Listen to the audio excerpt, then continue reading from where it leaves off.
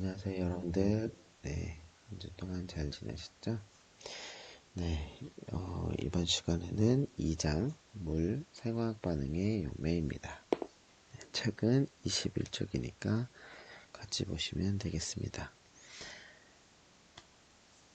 자, 일단 물에 대해서 나오는데요. 생명은 약 30억 년 전에 물에서 시작해서 오늘날까지 지속되고 있고요.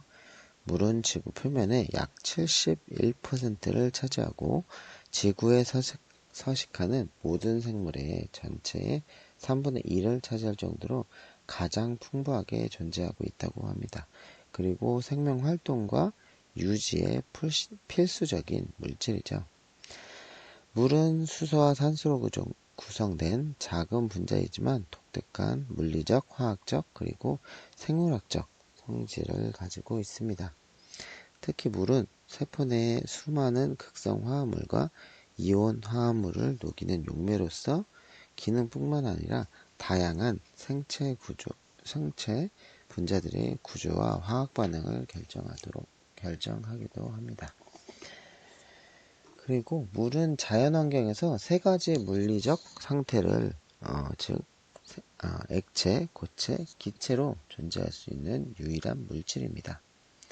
네, 그런 특징 중에 물 분자의 독특한 화학적 구조와 연관성이 있으면서 그 예로 높은 끓는 점, 낮은 어는 점, 그리고 사도에서 높은 밀도를 들 수가 있습니다.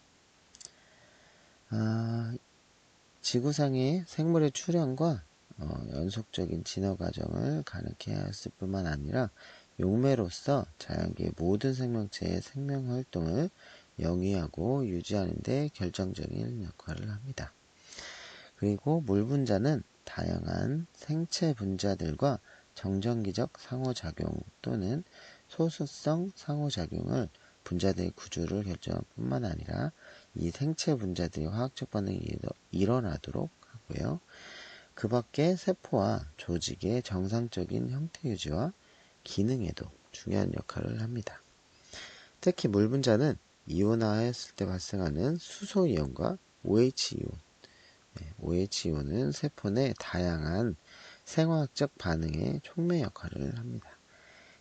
그래서 이 장에서는 물 분자의 구조적 특성을 포함해서 물 분자의 물리적, 화학적 성질과 생물학적 중요성에 대해서 알아보도록 하겠습니다.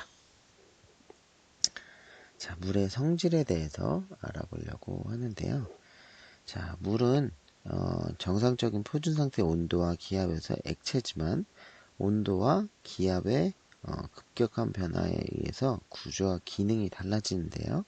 이러한 현상은 물 분자의 구조와 극성, 그리고 물리적 성질의 변화에 의한 것이라고 합니다. 자, 2-1번 그림 물 분자의 구조에 대해서 나오는데요.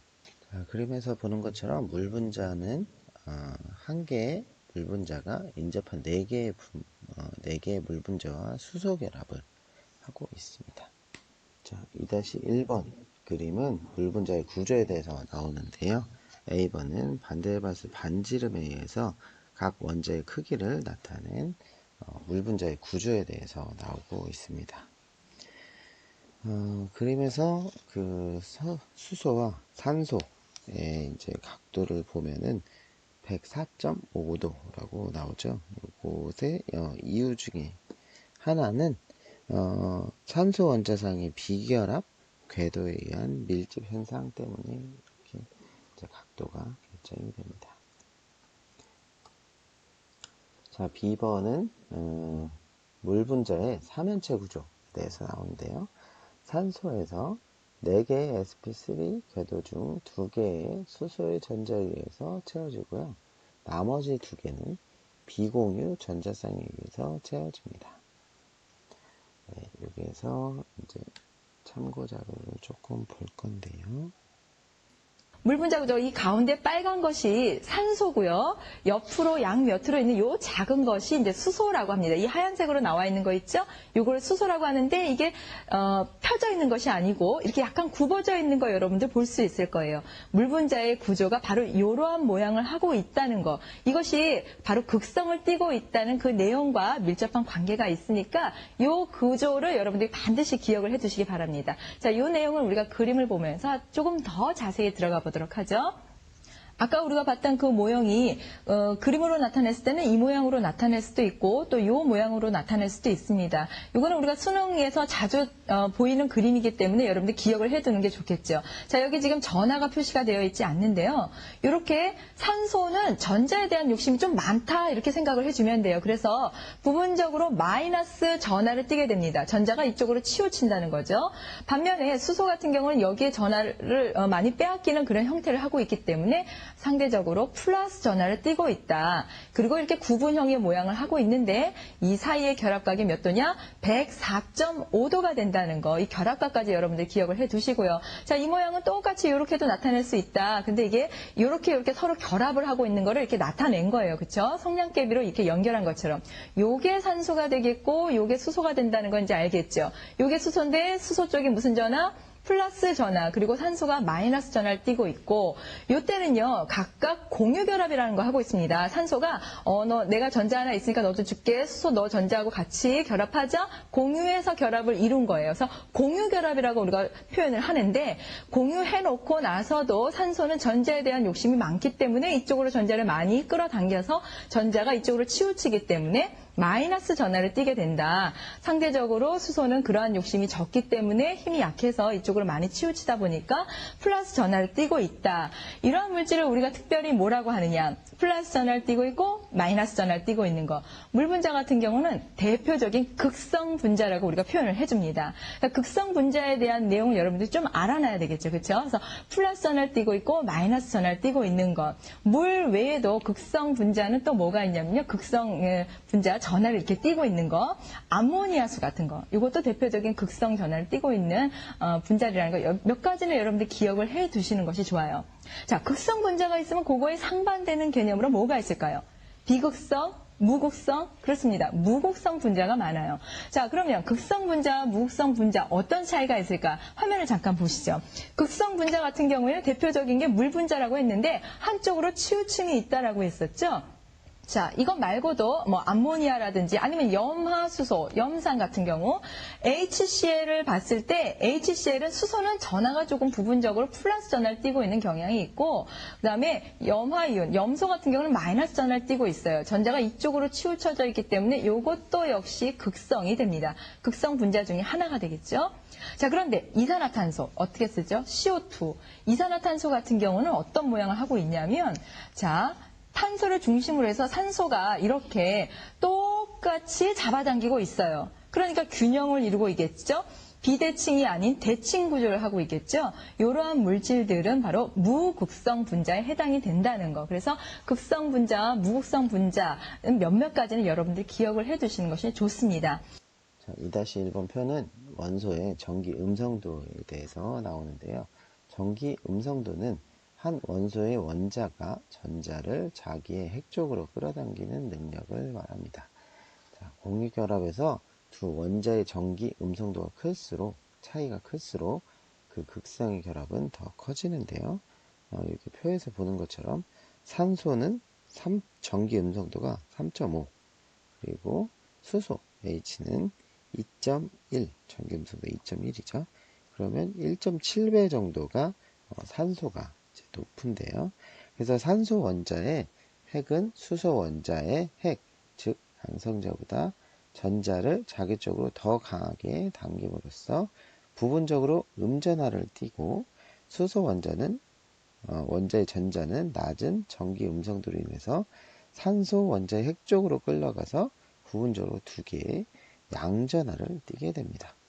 그래서 두 결합이 불균형한 전하의 분포를 이렇게 하고 있기 때문에 이것을 쌍극자라고 하고요.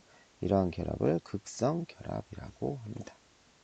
자, 그림 2-2는 물과 이산화탄소의 쌍극성 구조에 대해서 비교하는 그림이 나왔는데요. A번에 있는 물 분자의 구조는 이렇게 이제 구부러진 구조로 되어 있기 때문에 이렇게 쌍극성을 띠고 있고, CO2 이산화탄소는 일직선으로 된 쌍극성 구조를 하고 있는데, 구부러진 구조를 갖고 있는 물 분자는 이렇게 이제 영구적인 쌍극자 분자를 가지고 있는 반면에 CO2는 일직선으로 되어 있기 때문에 이것이 극성이 상쇄가 되는 구조입니다. 대칭적인 배열로 되어 있어서, 그래서 결국에 이산화탄소는 비극성 물질이 됩니다.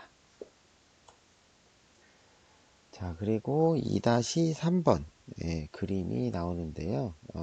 두 물분자가 이렇게 이제 물분자가 있을 때 두 물분자 사이에는 수소 결합에 의해서 결합을 하게 되고요. 이 수소 결합에 의해서 비공유 전자쌍을 일직선상에 가지고 있기 때문에 이 수소 결합의 결합 세기가 굉장히 강해서 이 물분자 사이에 결합이 강하게 유지되고 있는 것입니다. 다시 4번 얼음의 수소 결합을 볼게요. 이렇게 산소와 수소 원자가 배열이 되어 있는데, 얼음 상태에서 물 분자는 4개의 수소 결합을 하여 규칙적인 격자를 형성한다고 합니다. 얼음 속의 물은 열린 구조로 되어 있어서 액체 상태보다 밀도가 낮아 물을 뜨게 되고요. 물 분자의 3연체 배열은 각 산소의 sp3 혼성 결합과 비공유 전자쌍 궤도의 배열로 인해서 형성이 되고요. 여기서 빨간색이 이제 산소 원자고, 여기 수소 원자가 이렇게 이제 있어서 여기에 이제 수소 결합에 의해서 결합을 하고 있습니다. 자, 이렇게 첫 번째로 물의 구조에 대해서 알아봤고요. 두 번째로는 물의 물리적 성질에 대해서 알아보려고 하는데요. 물은 무색, 무치, 무맛이시죠. 그리고 물은 1기압에서 0도씨에서 얼고 100도씨에서 끓게 됩니다. 자, 2-2번을 보면요. 물 분자와 다른 물리적 성질이 비슷한 물질들이 비교해서 보면은 물의 분자의 물리적 특징을 더 잘 알 수 있는데요. 물과 황화수소, 그리고 암모니아, 메탄 이렇게 나오는데요. 분자량은 이제 황화수소를 빼고는 이제 비슷한데, 여기 보면은 끓는 점, 어는 점, 점성 등 요 성질을 보면은 물은 다른 물질에 비해서 굉장히 높죠. 100도씨나 되고, 얘네들은 마이너스 60, 33, 161 이렇게 되고, 어는 점도 물은 0도, 근데 얘네들은 마이너스 85, 78, 마이너스 183 이렇게 되죠. 점성도 마찬가지로 얘는 이제 1.01인데 다른 물질은 0.15, 0.25, 0.1 이렇게 다른 물질들은 물에 비해서 굉장히 작고 어느 점 끓는 점이 낮죠. 물은 굉장히 끓는 점도 높고 어는 점도 높고, 그리고 점성도 높은 편입니다. 그래서 이런 현상들이 물 분자들 사이의 수소 결합을 통해서 강한 응집력이 일어나기 때문에, 이런 특징들 때문에 이런 응집력을 가진다고 합니다. 자, 그리고 물은 이런 독특한 물리적 성질을 가지고 있기 때문에 지구에서 발생하는 온도의 급격한 변동의 완화와 완축 역할을 하고요. 자연계 생체의 체온을 조절하는 데도 중요한 역할을 합니다. 그래서 생명체 내에서 높은 농도로 존재하는 물은 외부 환경의 온도 변화에 대해서 내부 온도를 일정하게 유지하도록 작용합니다. 자, 그리고 세 번째로 물의 용매작용에 대해서 나오는데요. 물질의 용해도는 용질 사이의 상호작용보다 용매가 용질과 얼마나 강력하게 상호작용하느냐에 달려 있는데요. 물은 살아있는 세포 속에 존재하는 다양한 수많은 생체 분자들을 용해시키는 용매로서 기능을 할 뿐만 아니라 우리가 섭취하는 영양소와 약재들을 녹여서 수송하는 운반자, 그리고 매개자 역할도 합니다. 여기서 극성과 이온 화합물, 그리고 비극성 기체, 비극성 화합물, 양극성 화합물과의 상호작용, 그리고 양성자 이동과 삼투압 현상에 대해서도 알아보려고 합니다. 첫 번째로 극성과 이온 화합물인데요. 물은 극성 화합물과 이온 화합물들을 녹이는 훌륭한 용매작용을 하고 있습니다. 이렇게 물 분자의 이러한 능력이 이 화합물과 수소 결합을 형성하고 정전기적 상호작용을 할 수 있는 구조적 특성으로부터 이렇게 이제 오는데요. 표 2-3번은 용매들의 유전 상수를 정리한 것인데, 물은 순수한 액체 중에서 가장 높은 유전 상수를 가지고 있습니다. 그리고 나머지 다른 물질들의 용매들의 유전 상수들을 나타내고 있는데요. 물 분자는 용질과 용질 수소 결합을 용질과 물 수소 결합으로 대체함으로써 용질 분자 사이의 정전기적 상호작용을 차단합니다. 따라서 유전 상수가 클수록 이온과 극성 물질들은 서로 결합하기가 어려워지는데요. 이러한 점에서 물은 만능 용매라고 볼 수 있겠습니다. 다음은 그림 2-5번의 비공유 상호작용을 통한 물의 용매작용에 대한 그림이 나오는데요. 전하를 띠지 않은 많은 생체 분자들은 쌍극자와 쌍극자 상호작용을 형성하는 극성의 작용기를 갖고 있기 때문에 물에 쉽게 녹게 됩니다. 자, 그래서 2-5번의 A번을 보면은 물 분자와 알코올, 아민, 아마이드, 그리고 알데하이드와 상호작용을 보여주고 있는 그림인데요. 극성의 작용기들을 가진 원자들이 동일한 분자, 유사한 분자, 그리고 또는 물 분자와 결합하는 곳에 수소 결합 망을 광범위하게 구축할 수 있습니다. 물 분자와의 용이한 인력 때문에 이온 화합물과 극성 화합물은 친수성 화합물이라 하는데요. 그러나 극성의 작용기를 가진 모든 화합물이 물에 녹는 것은 아닙니다. 보통 4개 이상의 탄소 원자들을 가진 큰 탄화수소는 이온기 또는 여러 극성기를 갖고 있지 않는 한 물에 보통 녹지 않습니다. 사이클로헥산은 물에 녹지 않지만 만약 CH기 중 하나가 알데하이드 또는 케톤으로 전환되고 OH가 나머지 5개 탄소 원자에 각각 치환되면 물에 녹게 됩니다. 일례로 초산 나트륨 같은 이온 화합물은 나트륨 이온과 아세테이트 이온이 극성의 물 분자에 의해서 각각 용매화 될 수 있기 때문에 물에 녹게 됩니다. 물 분자의 음성 쌍극자는 나트륨과 칼륨 이온과 결합해서 쌍극자 이온 상호작용을 하고요. 초산 음이온도 쌍극자 이온 상호작용에 의해서 용매화됩니다.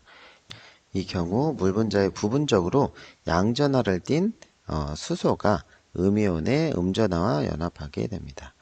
대부분 이온과 극성의 물 분자 사이의 인력이 매우 강해서 음이온과 양이온의 재결합 가능성은 희박합니다. 이처럼 이온들을 용매하는 물 분자의 놀라운 능력은 혈액 속에 존재하는 나트륨과 칼륨, 염소의 농도에서도 알 수가 있습니다. 그 밖에 수많은 생체 분자, 즉 단백질, 핵산, 지질과 탄수화물들도 용매화된 이온으로 존재합니다. 자, 두 번째 비극성 기체인데요. 생물에서 생화학적으로 중요한 기능을 하는 산소, 이산화탄소, 그리고 질소는 모든 비극성 분자들입니다. 모두 비극성 분자들입니다. 2-4번 표는 물에서 기체 용해도를 나타낸 그림인데요. 이렇게 이제 CO2 같은 경우에는 아까 앞에서 나온 것처럼 쌍극자, 2개의 쌍극자들이 반대 방향으로 이렇게 위치하고 있어서 극성이 상쇄돼서 비극성을 띠게 됩니다. 그리고 이렇게 이제 극성을 띠는 물질들이 아까 앞에서 암모니아와 화수소 같은 경우가 있죠. 자, 그리고 세 번째 비극성 화합물입니다. 벤젠, 헥산 또는 데칸들을 물에 섞으면 2개의 상이 형성되면서 어느 쪽 액체도 다른 쪽 액체에서 녹지 않게 됩니다. 비극성 화합물은 물 분자와 유리하게 상호작용을 할 수 있는 이온기 또는 극성 작용기를 갖고 있지 않기 때문에 물에 녹지 않게 되고요. 이러한 화합물을 소수성 화합물 또는 비극성 화합물이라고 하고, 탄화수소, 지방산, 콜레스테롤 등이 있습니다. 즉 소수성 화합물에는 용해에 필요한 이온 쌍극자 상호작용과 쌍극자 상호작용이 일어나지 않기 때문에 물에 녹지 않게 됩니다. 비극성 화합물과 물분자 사이의 상호작용이 물분자와 물분자 사이의 상호작용보다 더 약해짐에 따라서 비극성 화합물이 수용액으로부터 경유되면서 두 개의 층계를 형성합니다. 자, 2-6번에서 수용액 속 양극성 화합물 그림인데요. 소수성 알킬을 가진 지방산이 고도로 질서 있게 배열된 물분자에 의해서 둘러싸여 있는 그림이 나와 있네요. 자, 2-7번은 팔미트산 나트륨의 구조와 미셀 형성이라는 그림인데요. 팔미트산의 친수성 극성 머리는 물분자를 향해서 배열되어 있고요. 소수성 탄화수소의 비극성 꼬리는 물분자가 없는 안쪽으로 배열이 되어 있어서 물분자와의 접촉을 피해서 자기들끼리 소수성 상호작용을 통해서 응집합니다. 그 결과 팔미트산은 밖으로 소화된 표면과 안쪽으로 소수성 중심액을 가진 공 모양의 미셀, 미포 마이셀이라고도 하는데요. 이것을 형성하게 됩니다. 그 이유는 팔미트산의 탄화수소들이 물분자 쪽으로 배열하여 물분자들 사이의 수소 결합의 구조막을 파괴하는 것보다 미셀을 형성하는 것이 에너지 측면에서 오히려 유리하기 때문입니다. 미셀 형성은 또한 세포막과 같은 초분자 구조의 응집체를 구축하는 데 매우 중요한 역할을 합니다. 이게 이제 미셀 그림이 되겠죠. 자, 물의 이온화입니다. 물의 용매로서의 특징은 비하전의 물분자 상태에서 설명할 수 있지만 물분자의 수소이온과 OH 이온으로 이온화 현상을 통해서도 설명할 수 있습니다. 모든 가역 반응처럼 물의 이온화는 평형상수에 의해서 나타날 수가 있습니다. 그리고 물은 수소와 OH 이온의 농도는 같지만 다른 물질을 첨가하여 수소와 OH 이온의 상대적 농도를 변화시켜서 다른 화학적 성질을 가진 용액으로 만들 수가 있습니다. 브론스테드 로리에 따르면 어느 물질이 물에 녹을 때 수소를 방출하는 양성자 공유체 또는 주계를 산, 그리고 반대로 수소를 받아 용액의 수소 농도를 감소시키는 양성자 수용체 또는 밖계를 염기라고 합니다. 산염기의 개념을 더욱 확대시킨 것이 루이스의 산염기 정의입니다. 전자쌍을 받는 수용체는 밖계를 루이스 산이라고 하고, 반대로 전자쌍을 주는 공여체 또는 주계를 루이스 염기라고 합니다. 자, 그러면 여기서 물의 이온화에 대해서 참고 자료를 조금 보고 가겠습니다. 자, 그리고 이제 중요한 내용입니다. 온도에 따른 물의 이온화 상수 해가지고 요 KW인데, 사실은 요 이온화 상수 공부하기 위해서 앞에 있는 동적 평형 상태를 이제 살펴본 거였어요. 그래서 이제 여기서 보면 물의 자동 이온화라고 해서 물이요 자동적으로 이렇게 이온이 되기도 하고, 또 역반응이 일어나가지고 얘네들이 또 결합을 해가지고 다시 물이 되기도 하고, 근데 얘네들이 동적 평형 상태에서 눈으로 봤을 때 겉보기 변화는 없다. 바로 이 내용이거든요. 그래서 물의 자동 이온화를 보면 가역 반응으로 동적 평형을 이루고 있는데, 이때 물의 이온화 상수라고 해서 우리가 정한 거예요. 바로 이렇게 이온화 됐을 때 이 하이드로늄 이온의 농도와 그 다음에 수산화 이온의 농도를 곱한 값을 그거를 이온화 상수라고 한 겁니다. 됐죠? 그래서 요걸 보면 요거 하나는 좀 체크해 둬야 되는데, 25도를 기준으로 했을 때 순수한 물의 그 이온화 상수는 어떻게 되냐면 1 곱하기 10의 마이너스 14예요. 즉 여기 하이드로늄 이온과 수산화 이온의 그 몰, 그렇죠? 그 들어있는 개수, 걔네들을 곱하게 되면 이만큼의 값을 갖는다는 거예요. 됐죠? 근데 여기서 중요한 포인트 또 하나, 얘네들은 1대1로 그렇죠? 반응을 하죠. 이렇게 이온화될 때 1대1로 이온화되기 때문에 이만큼이 들어있다 하더라도 결과적으로 얘랑 들어있는 양이 같다. 즉 이만큼 해당하는 것을 절반씩, 여기 보면 마이너스 14인데 마이너스 7이 됐죠. 얘네들이 똑같은 양으로 절반씩, 그래서 얘랑 더하면 얘가 된다는 얘기 아시겠죠? 그래서 중요한 포인트, 같은 온도 안에서 같은 물 안에서는 요 이온화 상수값은 항상 일정하다는 거, 요거 하나 우선 체크를 해두고요. 그리고 이온화 상수값이 항상 같은 상황에서 이 값 안에서 절반씩을 각각 하이드로늄 이온과 그 다음에 수산화 이온이 차지하고 있다는 거, 요걸 체크해두면 됩니다. 여기까지 알겠죠? 다시 한번, 같은 10도면 항상 이 값, 25도면 이 값, 40도는 이 값, 60도는 이 값으로 딱 정해져 있어요. 그런데 이 정해진 게 각각 어떻게? 절반씩, 하이드로늄 이온과 그 다음에 수산화 이온이 절반씩 이거를 차지하고 있다, 이렇게 생각하면 되는 겁니다. 여기까지 정리가 돼야 돼요. 되겠죠? 좋습니다. 이제 다른 얘기를 할 거예요. 여기까지 끊어가고요. 그런데 같은 물이 아니라 온도가 다른 물일 때는 어떻게 되냐면 이 이온화 상수 자체가 달라집니다. 아시겠죠? 그래서 온도가 높아질수록 이온화가 훨씬 더 잘 된다 이거예요. 얘네들의 에너지가 더 많아서 이온화가 더 잘 된다, 이렇게 생각하면 돼요. 그래서 어떻게 되냐면 이 이온화 상수 값이 올라간다. 여기 잘 보면 10도보다 25도를 기준으로 볼게요. 그래서 쭉 올라가서 60대면은 이게 지금 숫자가 하나가 더, 그쵸, 커졌죠? 마이너스 14보다 마이너스 13이 큰 거잖아요. 10배. 그래서 이게 10배가 커진 거고, 10으로 떨어지면, 여기를 기준으로 해서 10으로 떨어지면 더 이게 10배가 더 줄은 거죠? 그쵸? 이게 마이너스 14보다 마이너스 15로 10배가 더 줄은 겁니다. 이런 식으로. 되겠죠? 그래서 요거를 잘 정리해둬야 됩니다. 자, 다시 한 번만 정리할게요. 이게 이제 헷갈리지만 않으면 되게 쉬운 내용인데, 여러분들 헷갈릴 수가 있기 때문에, 같은 물 안에서는 요 이온화 상수 값은 정해져 있어요. 다 외울 필요는 없지만 요거 하나만 기준, 14짜리 요거 하나만 기준으로 잡아두고, 그렇다면 요 안에서는 어떻게 되냐면 항상 하이드로늄 이온과 그 다음에 수산화 이온의 이 개수는 똑같다. 반반씩 차지하고 있다. 되겠죠? 그쵸? 그리고 이제 다른 물이라고 했을 때는 온도가 올라갈수록 어떻게 되냐면 이온화가 더 많이 된다. 그래서 이온화 이 상수값이 커진다. 이온화가 잘 된다. 이렇게만 잡아두면 됩니다. 되겠죠? 좋습니다. 자, 그럼 선생님 여기 한 페이지에 정리해놓은 이 내용이 이제 여러분들이 헷갈리는 건데, 이 페이지로 딱 한 판에 정리하면 되겠어요.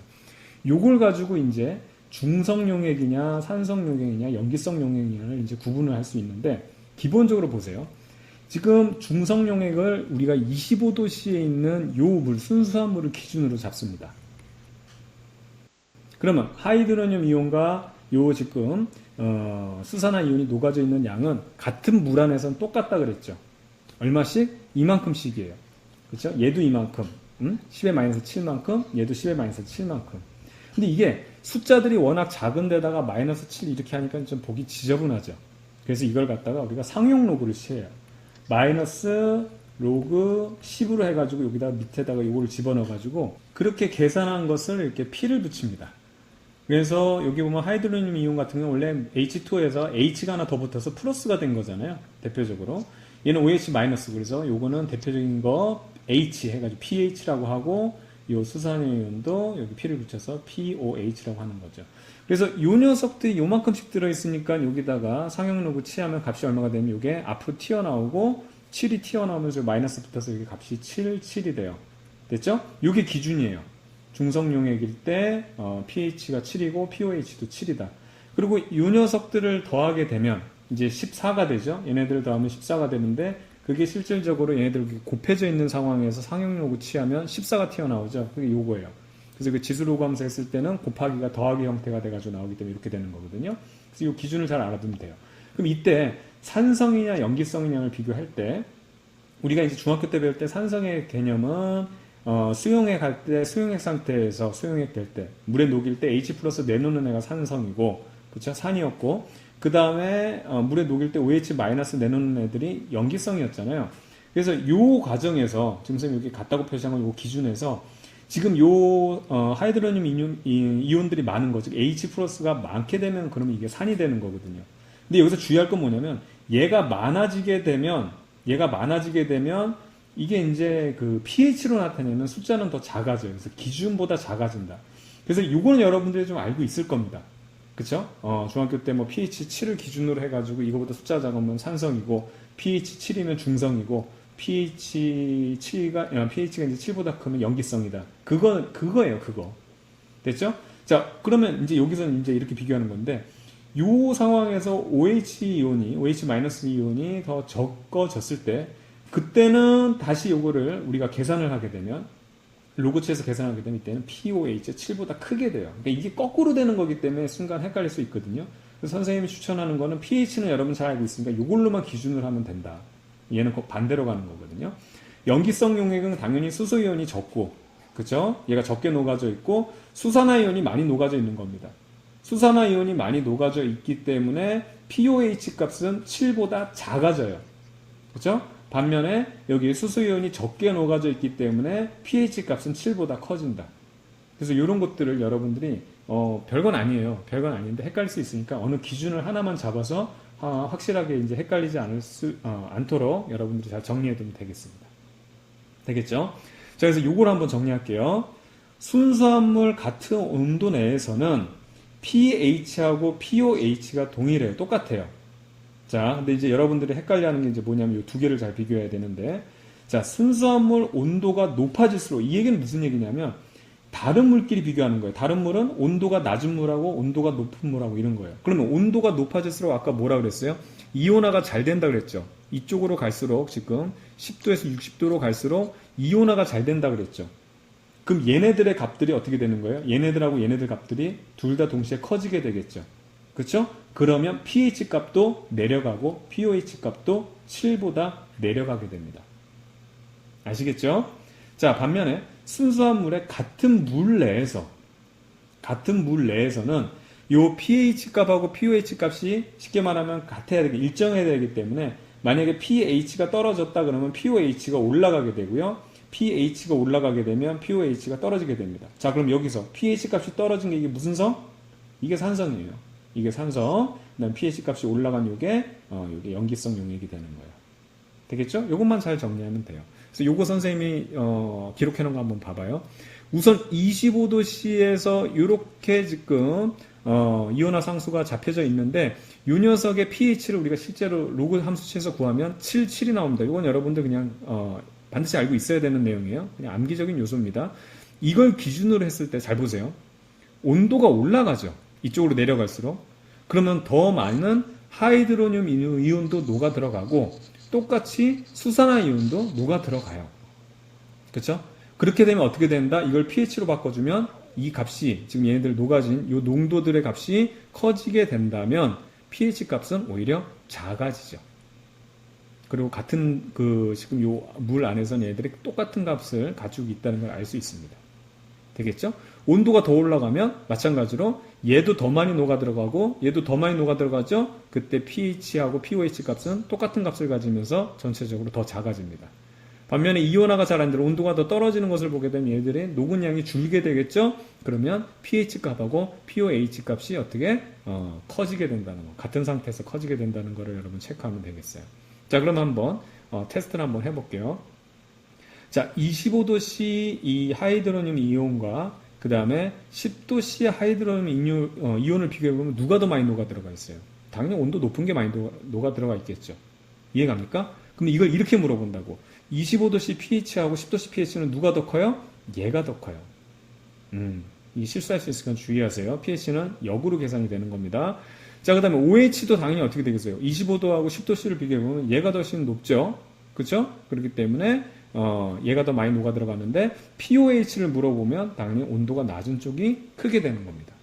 그 다음에 물의 온도가 높을수록 pH를 물어봤는데 pH를 물어본다는 얘기는 뭐예요? 그렇죠. 이 하이드로늄 이온의 농도를 물어보는 건데 온도 높을수록 이 농도가 커지죠. 그럼 농도는 커지면 pH 값은 어떻게 된다? 반대로 작아진다는 거죠.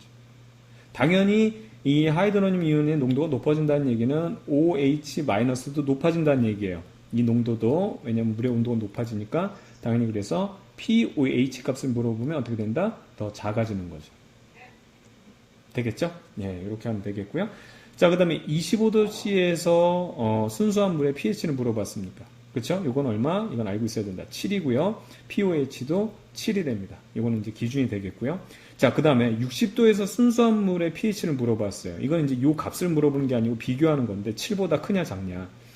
자, 60도라면 얘네들이 어떻게 되겠어요? 그렇죠? 하이드로늄 이온하고 수산화 이온이 더 많이 녹아 들어갔겠죠? 녹아 들어가는 양이 많아지기 때문에 이 쉽게 말하면 pH 값들은 더 작아져야 된다. 이렇게 체크하면 되겠죠. 그리고 같은 이제 그 순수한 물 안에서기 때문에 작아진 상태로 pH와 pOH의 값은 같을 것입니다. 그리고 마지막으로 25도에서 수용액의 그 pOH가 10이라면 25에서는 기준이 이제 얘네들의 합이 14라 그랬잖아요. 77에서 중성일 때는. 근데 pOH가 10이래요. 그러면 pH는 얼마? 2가 돼야 되는 겁니다. 그래서 얘네들 더하면 14가 되도록. 아시겠죠? 이렇게 정리하면 되겠습니다.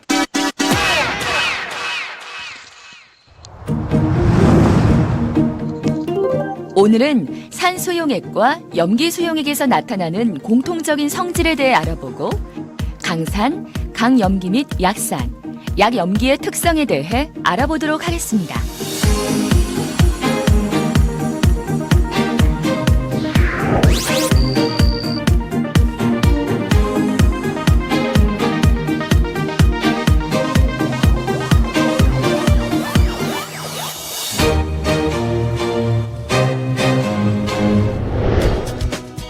이번 실험에서는 강산 및 강염기 수용액 등을 사용하니 장갑과 보안경, 실험복을 반드시 착용해야 합니다. 먼저 실험에 사용되는 모든 시약의 농도는 약 10%로 준비하면 됩니다. 이렇게 준비가 된 묽은 염산과 아세트산 수용액을 각각 바이알병 3개에 차례로 넣습니다.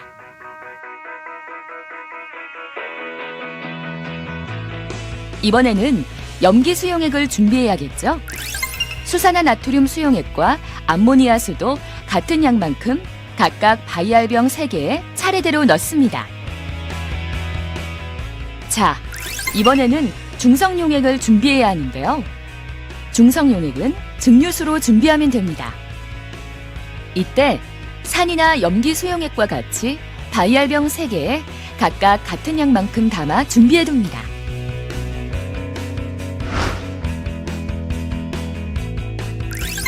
준비된 산수용액인 묽은 염산과 아세트산 수용액, 중성용액인 증류수, 그리고 염기 수용액인 수산화 나트륨 수용액과 암모니아수에 각각 BTB 용액을 떨어뜨린 후 색깔이 어떻게 변하는지 관찰해 봅니다.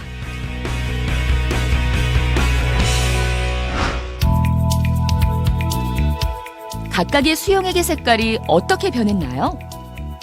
묽은 염산과 아세트산 수용액은 산성이기 때문에 모두 BTB 용액에 의해 노란색을 띠게 되었습니다. 각 수용액과 지시약의 밀도 차이로 색깔이 분포하는 위치가 달라졌는데요. 그래도 같은 액성에서는 같은 색상을 나타내는 것을 알 수 있습니다.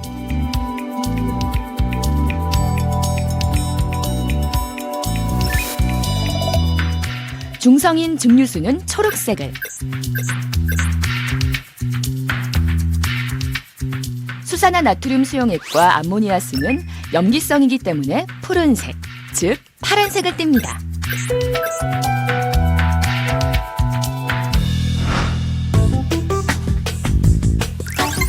이번에는 각 수용액에 메틸 오렌지 용액을 떨어뜨린 후 색깔 변화를 관찰해 보겠습니다.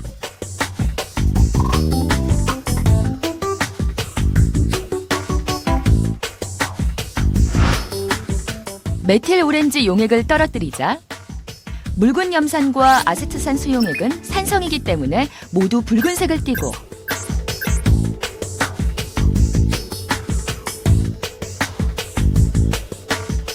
중성인 증류수와 염기성 용액에서는 노란색을 띠는 것을 볼 수 있습니다.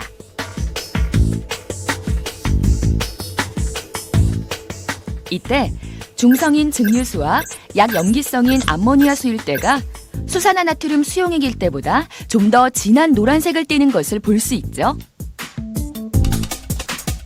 이것은 강염기인 수산화 나트륨의 경우 수산화 이온이 더 많이 이온화되어 있기 때문에 더 옅은 노란색을 나타나게 됩니다.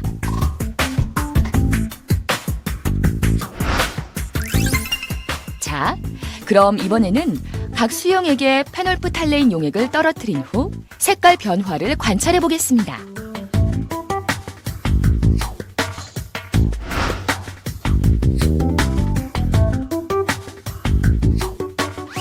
페놀프탈레인 용액을 떨어뜨리자 묽은 염산과 아세트산 수용액은 산성이기 때문에 모두 무색을 띱니다.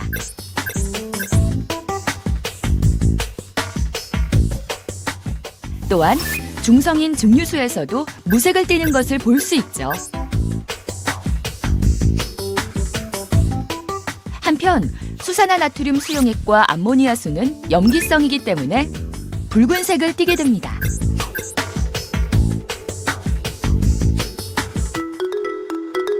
산과 염기 수용액의 또 다른 성질을 알아보기 위해 유리판에 푸른색 리트머스 종이와 붉은색 리트머스 종이를 각각 2개씩 준비합니다.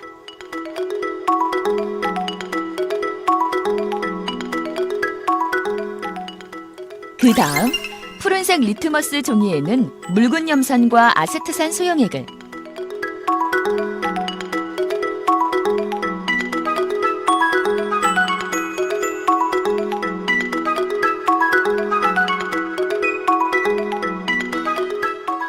붉은색 리트머스 종이에는 수산화나트륨 수용액과 암모니아수를 떨어뜨린 후 색깔 변화를 관찰합니다.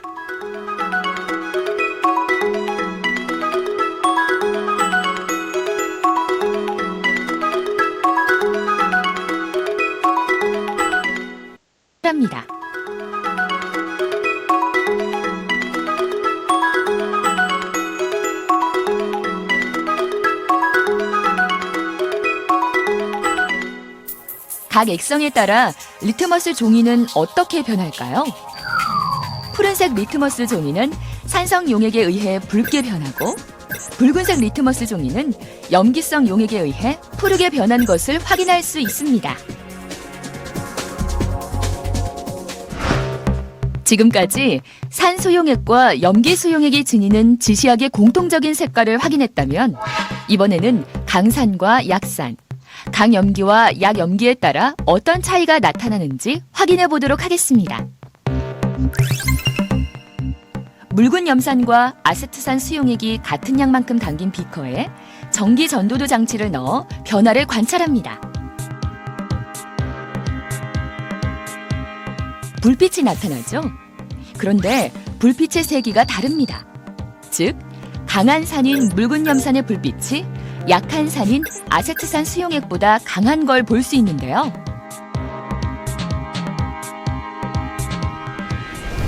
그 이유는 강한 산인 묽은 염산은 물에 녹아 대부분 이온화하므로 전기 전도도가 크게 나타나지만 약한 산인 아세트산은 물에 녹아 이온화하기 어렵기 때문에 수용액 속에서 그만큼 이온수가 적어 전기 전도도가 작게 나타나기 때문입니다. 이번에는 염기 수용액은 어떤지 알아볼까요? 강한 염기인 수산화나트륨 수용액과 약한 염기인 암모니아수가 같은 양만큼 담긴 비커에 전기 전도도 장치를 넣어 변화를 관찰합니다. 강한 염기인 수산화나트륨 수용액이 약한 염기인 암모니아수보다 빛의 세기가 강하죠. 그 이유는 강한 염기가 물에 녹아 대부분 이온화돼 전기 전도도가 크게 나타나고 암모니아수는 약한 염기이므로 물에 녹아 이온화하기 어려워 전기 전도도가 작게 나타나기 때문입니다. 오늘 실험의 결과를 정리해 볼까요? 산수용액의 경우 각 지시약마다 공통적인 색깔을 나타냈죠. 그 이유는 무엇일까요?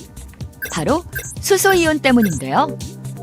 산수용액은 모두 수소이온을 갖고 있고 물에 녹아 수소이온을 내놓기 때문에 각 지시약마다 공통적인 색깔을 나타내는 것이죠. 마찬가지로 염기수용액의 경우도 각 지시약마다 공통적인 색깔을 나타냈는데요. 염기수용액의 경우 수산화이온을 갖고 있어서 공통적으로 물에 녹아 수산화이온을 내놓을 수 있기 때문입니다. 또한 강산인 묽은 염산은 강한 전해질이고 약산인 아세트산 수용액은 약한 전해질이기에 수용에서의 전기 전도도도 다름을 알 수 있게 되었고요. 염기 수용액도 마찬가지였는데요. 강염기인 수산화나트륨 수용액은 강한 전해질, 약염기인 암모니아수는 약한 전해질이기에 전기 전도도의 차이로 불빛의 세기가 다름을 확인할 수 있었습니다.